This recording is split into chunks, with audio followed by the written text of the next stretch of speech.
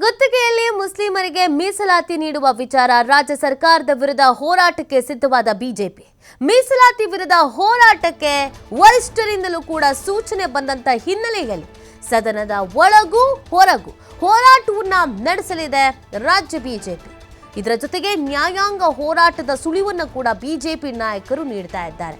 ನಾವು ಕಾನೂನಾತ್ಮಕವಾಗಿಯೂ ಕೂಡ ಹೋರಾಟವನ್ನು ಮಾಡ್ತೀವಿ ಅನ್ನುವಂಥ ಎಚ್ಚರಿಕೆಯನ್ನು ನೀಡ್ತಾ ಇದ್ದಾರೆ.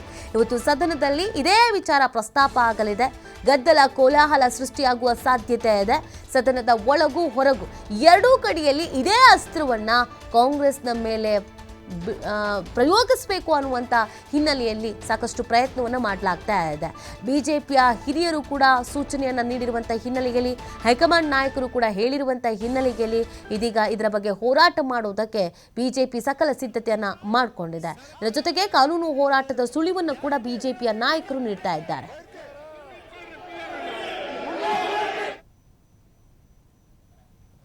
ನೋಡಿ, ಮೀಸಲಾತಿ ವಿರುದ್ಧ ಹೋರಾಟಕ್ಕೆ ವರಿಷ್ಠರು ಕೂಡ ಸೂಚನೆ ಕೊಟ್ಟಿದ್ದಾರಂತೆ. ಈ ವಿಚಾರದ ಬಗ್ಗೆ ಧ್ವನಿ ಎತ್ತಿ ಹೋರಾಟ ಮಾಡಿ ಅಂತ. ಆ ಹಿನ್ನೆಲೆಯಲ್ಲಿ ಬಿಜೆಪಿಯವರು ಫುಲ್ ಅಲರ್ಟ್ ಆಗಿಬಿಟ್ಟಿದ್ದಾರೆ. ಈ ಸರ್ಕಾರ ಒಂದು ಧರ್ಮದನ್ನ, ಒಂದು ಸಮುದಾಯವನ್ನ ಓಲೈಕೆ ಮಾಡುವಂತ ಕೆಲಸವನ್ನ ಮಾಡಲಾಗ್ತಾ ಇದೆ. ಪ್ರತಿಯೊಂದು ಕೂಡ ಚುನಾವಣಾ ಲೆಕ್ಕಾಚಾರ ಹಾಕಿಕೊಂಡೇ ಪ್ಲಾನ್ ಮಾಡ್ಕೊಳ್ತಾ ಇದ್ದಾರೆ. ಇದು ಬೇರೆ ತರದೊಂದು ಸಂದೇಶವನ್ನ ಪಾಸ್ ಮಾಡುತ್ತೆ ಅನ್ನುವಂಥ ನಿಟ್ಟಿನಲ್ಲಿ ಬಿಜೆಪಿ ಧ್ವನಿ ಎತ್ತಿದೆ. ಇದನ್ನ ಬಿಲ್ಕುಲ್ ಒಪ್ಕೊಳ್ಳೋದಕ್ಕೆ ಸಾಧ್ಯವೇ ಇಲ್ಲ ಅಂತ ಬಿಜೆಪಿ ನಾಯಕರು ಹೇಳಿದ್ದಾರೆ.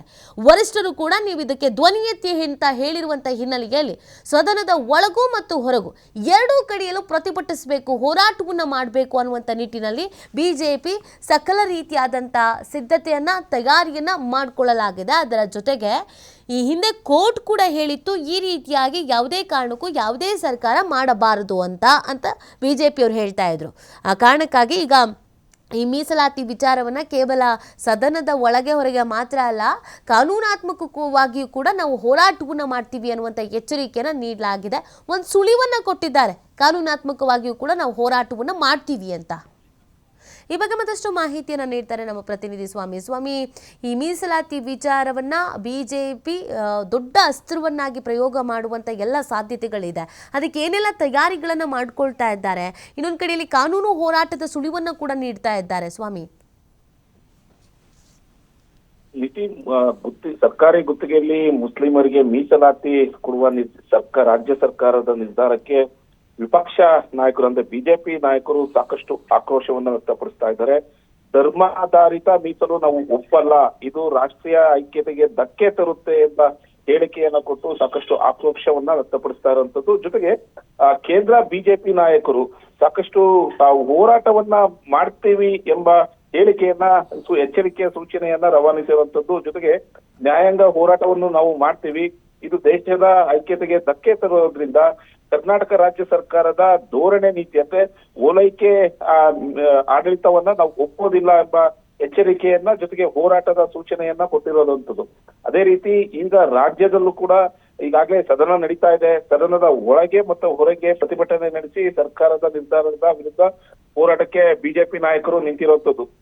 ಅಂದ್ರೆ ಈ ಹಿಂದೆ ಇದ್ದಂತಹ SC/ST ಸಮುದಾಯಕ್ಕೆ 1 ಕೋಟಿಯವರೆಗಿನ ಮೊತ್ತವನ್ನ ವಿಸ್ತರಿಸಲು ನಿರ್ಧಾರ ಮಾಡಿ ಅದರಲ್ಲಿ ಮೀಸಲಾತಿಯನ್ನ ಕೊಡೋದಕ್ಕೆ, ಅಂದ್ರೆ 1 ಕೋಟಿ ಇದ್ದಂತಹ 1 ಕೋಟಿಯವರೆಗೆ ಮೊತ್ತವನ್ನ 2 ಕೋಟಿಯವರೆಗೆ ವಿಸ್ತರಿಸಿ ಮುಸ್ಲಿಂ ಸಮುದಾಯಕ್ಕೆ ಮೀಸಲಾತಿ ಕೊಡೋದಕ್ಕೆ ರಾಜ್ಯ ಸಚಿವ ಸಂಪುಟ ಒಪ್ಪಿಗೆ ನೀಡಿದೆ. ಹಾಗಾಗಿ ರಾಜ್ಯ ಸರ್ಕಾರ ಓಲೈಕೆ ರಾಜಕಾರಣ ಮಾಡ್ತಾ ಇದೆ. ಆಗ ನಾವು ಇದನ್ನ ಸಂಪೂರ್ಣವಾಗಿ ವಿರೋಧಿಸ್ತೀವಿ. ಜೊತೆಗೆ ಈಗಾಗಲೇ ಬಿಜೆಪಿ ವರಿಷ್ಠರಿಂದಲೂ ಸಂಪೂರ್ಣವಾದಂತ ಒಂದು ಸೂಚನೆ ಸಿಕ್ಕಿರೋದಂತೂ ರಾಜ್ಯ ಬಿಜೆಪಿ ನಾಯಕರಿಗೆ. ಅಂದ್ರೆ ರಾಜ್ಯ ಸರ್ಕಾರದ ನಿರ್ಧಾರದ ವಿರುದ್ಧ ಹೋರಾಟ ಮಾಡಿ, ಪ್ರತಿಭಟನೆ ಮಾಡಿ, ರಾಜ್ಯಾದ್ಯಂತ ಹೋರಾಟ ಮಾಡಬೇಕು ಅನ್ನೋ ಸಂದೇಶ ಕೂಡ ರವಾನೆ ಆಗಿದೆ. ಹಾಗಾಗಿ ಬಿಜೆಪಿ ನಾಯಕರು ಕೂಡ ಈಗಾಗಲೇ ಸಾಕಷ್ಟು ಸರ್ಕಾರದ ವಿರುದ್ಧ ಟೀಕೆ ಟಿಪ್ಪಣಿಗಳನ್ನ ಮಾಡ್ತಾ ಇದೆ. ಓಲೈಕೆ ರಾಜಕೀಯ ಮಾಡ್ತಾ ಇದೆ ರಾಜ್ಯ ಸರ್ಕಾರ. ಈ ಹಿಂದೆ ನಾವು ಸಾಕಷ್ಟು ಒಂದು ವಿರೋಧವನ್ನ ವ್ಯಕ್ತಪಡಿಸಿದ್ವು. ಅಂದ್ರೆ ರಾಜ್ಯ ಸರ್ಕಾರ ಪ್ರಸ್ತಾವನೆ ಇಟ್ಟಂತ ಸಂದರ್ಭದಲ್ಲೂ ಕೂಡ ನಾವು ಇದನ್ನ ವಿರೋಧ ವ್ಯಕ್ತಪಡಿಸಿದ್ವು. ರಾಜ್ಯ ಸರ್ಕಾರದ ಧರ್ಮಾಧಾರಿತ ಮೀಸಲು ನಾವು ಒಪ್ಪಲ್ಲ, ಹಾಗಾಗಿ ನಾವು ರಾಜ್ಯ ಸರ್ಕಾರದ ವಿರುದ್ಧ ಸದನದ ಒಳಗೆ ಮತ್ತು ಹೊರಗೆ ಹೋರಾಟ ಮಾಡ್ತೀವಿ ಅನ್ನೋದು ಈಗಾಗಲೇ ಬಿಜೆಪಿ ರಾಜ್ಯಾಧ್ಯಕ್ಷರಂತ BY ವಿಜಯೇಂದ್ರ ಅವರು ಕೂಡ ಹೇಳಿಕೆ ಕೊಟ್ಟಿರುವಂತದ್ದು. ಹೈಕಮಾಂಡ್ ಸೂಚನೆ ಮೇರೆಗೆ ನ್ಯಾಯಾಂಗ ನಾವು ಹೋರಾಟವನ್ನು ಮಾಡ್ತೀವಿ ಅನ್ನೋದು ಕೂಡ ಸ್ಪಷ್ಟ ಸುಳಿವನ್ನ ಕೊಟ್ಟಿರೋದು. ಹಾಗಾಗಿ ಸರ್ಕಾರದ ನಿರ್ಧಾರದ ವಿರುದ್ಧ ಈಗಾಗಲೇ ಸಾಕಷ್ಟು ಹೋರಾಟಗಳನ್ನ ಮಾಡ್ತಾ ಇದೆ. ಅಂದ್ರೆ ಗ್ಯಾರಂಟಿ ಯೋಜನೆಗಳಿಗೆ ಸಂಬಂಧಪಟ್ಟಂತೆ ಸರ್ಕಾರ ತನ್ನ ಧೋರಣೆಯನ್ನ ಮಾಡ್ತಾ ಇದೆ. ಜನರು ಕೊಟ್ಟುವ ತೆರಿಗೆಯನ್ನ ದುರುಪಯೋಗ ಮಾಡ್ಕೊಳ್ತಾ ಇದೆ ಎಂಬ ಅಸ್ತ್ರವನ್ನ ಇಟ್ಕೊಂಡು ಈಗಾಗಲೇ ಸಾಕಷ್ಟು ಹೋರಾಟವನ್ನ ಮಾಡಿತ್ತು. ಈಗ ಮತ್ತೆ ಗುತ್ತಿಗೆಯಲ್ಲಿ ಮುಸ್ಲಿಂ ಸಮುದಾಯಕ್ಕೆ ಮೀಸಲಾತಿ ವಿಚಾರ ಬಿಜೆಪಿ ನಾಯಕರಿಗೆ ಮತ್ತೊಂದು ಅಸ್ತ್ರ ಸಿಕ್ಕಂತಾಗಿರುವಂತದ್ದು ನೀತಿ. ಓಕೆ, ಥ್ಯಾಂಕ್ ಯು ಸ್ವಾಮಿ ತಮ್ಮೆಲ್ಲ ಡೀಟೇಲ್ಸ್ಗಾಗಿ.